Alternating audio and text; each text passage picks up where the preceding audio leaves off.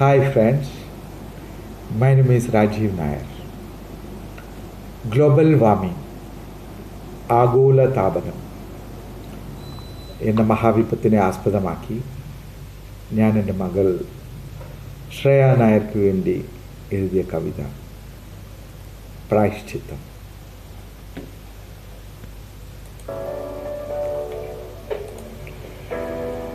ആഗോളതാപനം എന്ന് വച്ചാൽ പാരിലെ ചൂടൊന്ന് കൂടിയെന്ന്, പാരിലെ ചൂടൊന്ന് കൂടിയാലോ മഞ്ഞുമലകളൊലിച്ചിറങ്ങും, മഞ്ഞുമലകളൊലിച്ചിറങ്ങിയാൽ ആഴിയിൽ വെള്ളമധികമാകും, ആഴിയിൽ വെള്ളമധികമായാൽ തീരങ്ങളെല്ലാം കടലെടുക്കും, തീരങ്ങളെല്ലാം കടലെടുത്താൽ ഭൂമിതൻ വിസ്തൃതി ശുഷ്കമാകും, ഭൂമിതൻ വിസ്തൃതി ശുഷ്കമായാൽ നാം എല്ലാം എങ്ങു പോയി താമസിക്കും. ഇതുകൊണ്ടും തീർന്നില്ല പൊന്നുമോളെ, ആഗോളതാപനം കൂടിയാലോ പാരിലെ നീരൊക്കെ ബാഷ്പമാകും, പാരിലെ നീരൊക്കെ ബാഷ്പമായാൽ നമ്മുടെ വിളയെല്ലാം കരിഞ്ഞുപോകും, നമ്മുടെ വിളയെല്ലാം കരിഞ്ഞുപോയാൽ ധാന്യങ്ങൾക്കുണ്ടാകും കടുത്ത ക്ഷാമം, ധാന്യങ്ങളില്ലാത്തൊരവസ്ഥ വന്നാൽ നാം എന്തു ഭക്ഷിക്കുമോ മലാളെ?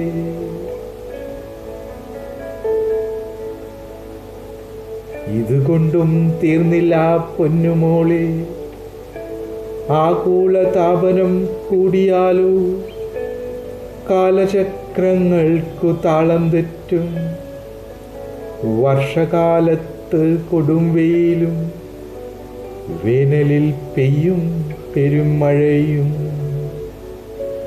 ഞാറ്റുവേലയും കൊയ്ത്തുപാട്ടും ഓർമ്മകളാകാൻ ഇനി അധികമില്ല.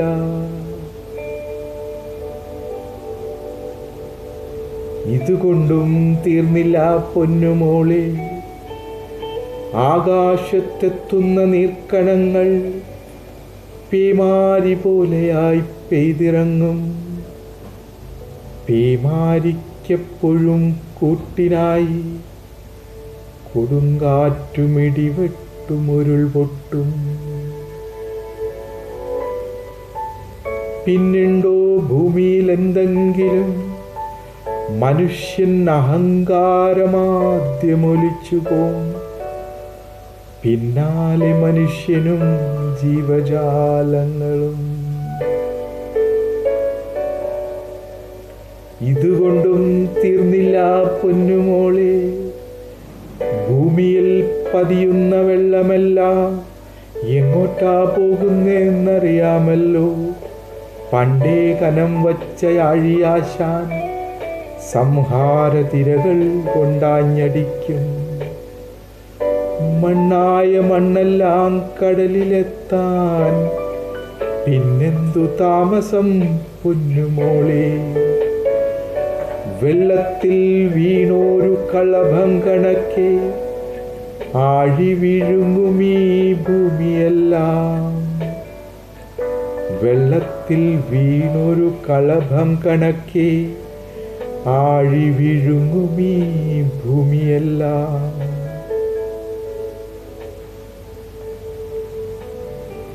നമ്മൾ അയച്ചിട്ടുള്ള ഉപഗ്രഹങ്ങൾ അന്നുമെടുത്താലോ വർണ്ണചിത്രം, നമ്മൾ അയച്ചിട്ടുള്ള ഉപഗ്രഹങ്ങൾ അന്നുമെടുത്താലോ വർണ്ണചിത്രം, നമ്മുടെ പാരിൻ്റെ വർണ്ണചിത്രം. ഇലത്തുമ്പിലാടുന്ന നീർത്തുള്ളി പോൽ വെറുമൊരു വെള്ളത്തിൻ ഗോളമാകും, ഇലത്തുമ്പിലാടുന്ന മഴത്തുമ്പിലാടുന്ന നീർത്തുള്ളി പോൽ വെറുമൊരു വെള്ളത്തിൻ ഗോളമാകും.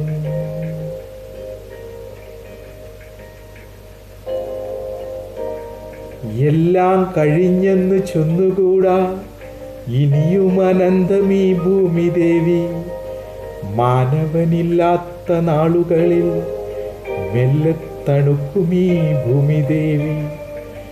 പർവ്വതമെല്ലാം ഘനീഭവിക്കും, സമുദ്രങ്ങളോ നായുൽവലിയും. കരഭൂമി മെല്ലെ തെളിഞ്ഞു വരും, ചെടികളോരോന്നായി വളർന്നു പൊങ്ങും. ഒരു നാൾ മനുഷ്യനും ഉത്ഭവിക്കും.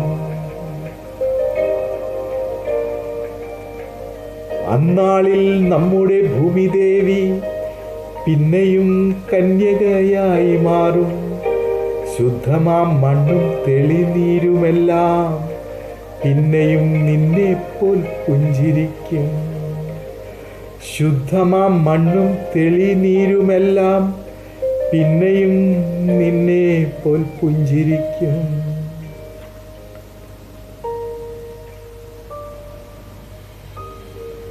ആകുലതാപനമില്ലാതാക്കാൻ നാം ഒന്നുണർന്നാൽ സാധ്യമാകും. ആദ്യം അറിയണം കാരണങ്ങൾ, പിന്നെയുണ്ടാകും പ്രതിവിധികൾ.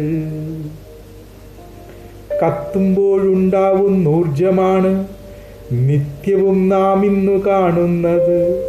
മനുഷ്യൻ തുരപ്പനായി അവതരിച്ചു, ഊർജത്തിനായവൻ കുഴിയെടുത്തു.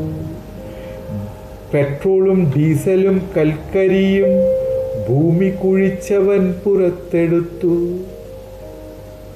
അമ്മയോടിക്കുന്ന സ്കൂട്ടി മുതൽ 10,000 ടണ്ണിൻ്റെ കപ്പൽ വരെ ചലിക്കാനായി നാം എന്നും കത്തിക്കുന്നു കോടാനുകോടി ടൺ ഇന്ധനങ്ങൾ.